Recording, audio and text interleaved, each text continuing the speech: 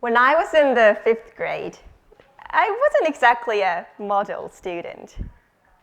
So my ambitious mom decided to punish me and took everything woolly from my room, like yarns. Knitting for me was like a video game for other kids, so I pretended to be furious.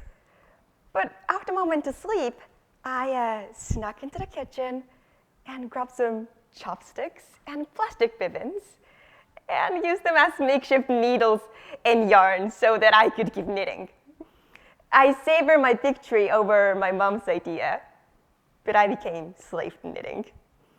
At university, I didn't have the audacity to major in knitting, but instead, I found my passion in studying the history of women, which is often behind the scenes of what you traditionally learn as history. Knitting remained a side hustle for me, separate from my academic life. But in my second-year seminar by Professor Greg Dvorak, where we studied about gender, art, and the Pacific Islands, we were assigned to create a final project that expressed the seminar's theme through an artwork. And now I want you to imagine that you're in art class right now, okay? And what comment would you give on this piece?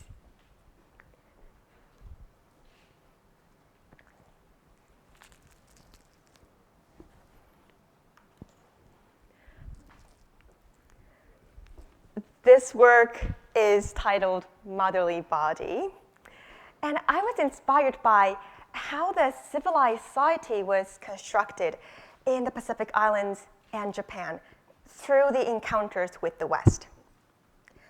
Here you'll see the legacy of nuclear tests in the Marshalls, now masked by cheerful images of tropical resorts. And these images were even reinforced by the invention of bikinis, which were named after the bikini atolls in the Marshalls. And wherein this work lets you feel what it's like to have your body and your land objectified through a fantasizing and exoticizing gaze. Back in a classroom, one of my classmates gave a comment that I will never forget. I had never imagined that knitting could be used as a medium for art, she said. And she has a point, because walk into any Western art museum and you'll see endless sculptures, paintings, and marble torsos of female nudes, but knitted breasts? Nowhere to be found. We've been trained to think of knitting as practical objects to make in home economics class, but never as fine art. Why is that? And why do we associate knitting almost exclusively with femininity? This inspired me to start an academic research into knitting, a field that practically doesn't exist yet. And now funded by Ueno Chizuko Foundation, a gender studies institute in Japan, I'm exploring a big question. How can knitting's untapped potential overcome its gendered history and help change the society? Before we dive in, let me show you what knitting actually is, which Ron Woods' mom is also a big fan of.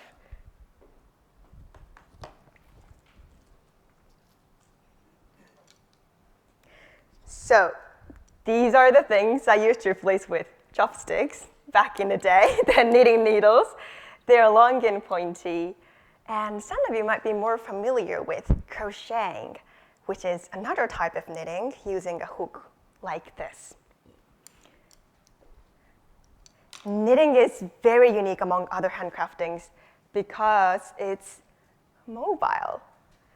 And once your hands learn the repetitive moves, you can move around and look away while completely being absorbed in your favorite Netflix shows.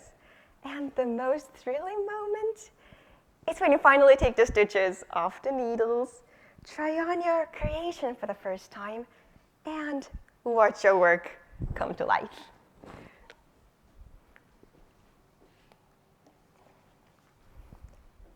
Most of you probably still think of knitting as just a hobby for your grandma, and I used to think that way too.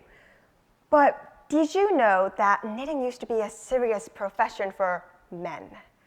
Whether in ancient Egypt, Scottish fishing villages, or even in French medieval palaces. But then came the Industrial Revolution, which pulled men away from domestic jobs like knitting. The rise of machine knit made hand knit skills economically worthless. But why and how did these events make men in modern days feel hesitant to participate in knitting? Well, it's because it came to be associated with femininity, which is a label that's socially constructed. Because remember, it used to be men's job, right? This process of attaching femininity to something while revising the history is called feminization. And it occurs when three things come together. One is domesticity, meaning it's done at home. Universality, meaning that anyone can do it with instructions. And economic marginality, meaning it's not profitable. These qualities create hierarchies of activities. Someone with power decides what's high or low value and takes hold of the evaluation system to protect their own activities from being judged as meaningless. That's why knitting isn't typically recognized as art. Art and craft value criteria like originality and aesthetic talents admired in Western fine arts, and traditional skills in Japanese art, all of which have historically favored male-dominated fields like sculptures, paintings, and works by craftsmen. By this way, knitting has been pushed to the bottom of the hierarchy of both art and craft, dismissed as nothing more than a hobby. But here's one thing. We humans thrive when we're given the equal opportunities to reach our potentials. And the same is true for knitting. So, what are the new powers of knitting that have been shadowed in plain sight? One of the incredible powers of knitting is to express identity and give people a voice. If you've ever walked through an European city in winter, you might have come across yarn bombing. Streets and monuments wrapped in colorful hand-knit pieces. It's a worldwide guerrilla street art that's practiced as peaceful protests against social issues, such as climate change by covering trees and disarmament by covering a tank. And as you walk down the street, they open peaceful conversations that invite you to move the problems forward. But it's not only about the finished objects like these. Let's now think about the act of making. You may save or even generate some money by creating things, but the knowledge of creation can be a kind of quiet power. During the American Revolution, people powerfully boycotted British wool fabrics. But how? Instead, they spun their own wool and knit and wove their garments themselves. And by this, the economy that took advantage of the Americans was cut off. Not with weapons, but with creative hands. Knitting became an act of peaceful resistance against injustice. And it reminds us that big changes start small, and our hands are powerful enough to take a stand. But what does this mean in a more contemporary context? In 2016, knitters across the globe held marches to claim the rights of women before the new president's inauguration in the United States. The pink hand-knit hats called pussy hats became a symbol of solidarity among the participants. And just this year in South Korea, knitted banners demanding impeachment of the former president appeared at various protest sites across the country. The shared free patterns on social media sparked a wave of participation and activism. These movements demonstrate that hand knitting skills are full of potential for advocacy. So knitting isn't just a hobby for enthusiasts. It goes beyond gender, and every stitch we make has a voice of who we are and what we stand for. So now what do you think your stitches would say? Moreover, knitting has a power to connect. Last year in Scotland, I spotted a flyer saying, Knit and Natter is coming back to library. And these type of local gatherings, known as Knit and Natter or Stitch and Pitch, bring people together to knit in pubs and libraries. So I went alone and feeling a bit uneasy and had some random conversations with total strangers for 3 hours straight. And that somehow made me feel deeply cared for. But how was it even possible? Because pauses in conversation never feel awkward with busy hands, and people take time to respond thoughtfully. You may weekly check in with people outside of your regular circles, because people of all generations, genders, occupations, and even with different mother tongues are all connected in Knit and Natter. And that is the power of the language of stitches. A slow, humble dialogue that fosters kindness to give a hand to someone next to you and respect for their experience. This knitting's power to connect even shines in the face of disasters. When the earthquakes hit Tohoku and Noto, survivors of all genders gathered to knit in evacuation centers. Many of them had lost their livelihood, and they were not ready to talk about the experience. But then a knitting group created a space where words weren't needed, but they could feel the peers' warmth on their skin. And this warmth invited new learners to join, and oftentimes finished items were gifted to the volunteers or sold outside the area. These activities wove a network of empathy across the country that conveyed encouragement and gratitude. So, with the power to speak out and create connections, what are the future directions of knitting?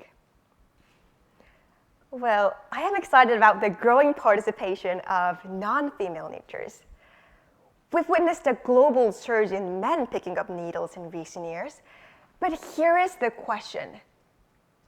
Is that powerful enough to challenge the femininity associated with knitting? Or will it simply reinforce the gendered image of knitting by creating a new hierarchy among men based on how non-feminine or feminine they appear? I'm leading a research on this topic, interviewing non-female knitters and preparing a paper on the findings. And the study so far has found that the way we value art has long been shaped by the hierarchies of art forms. This system prioritizes maximizing profits, Western models, or nationalistic identity in a globalized world. But then knitting has always been a craft enjoyed by people across cultures. And like this system, its value lies in the universality of its skills. The skills that foster solidarity to be ourselves. Knitting is an avant-garde, innovative act, even as its techniques are easy and old.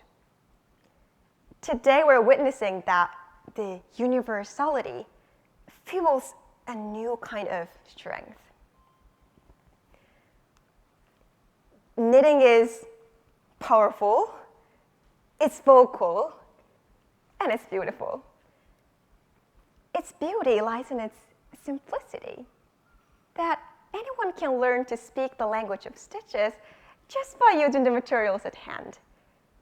And in doing so, we begin to deconstruct our traditional ideas and recognize its potential to connect us to the societies in our own ways.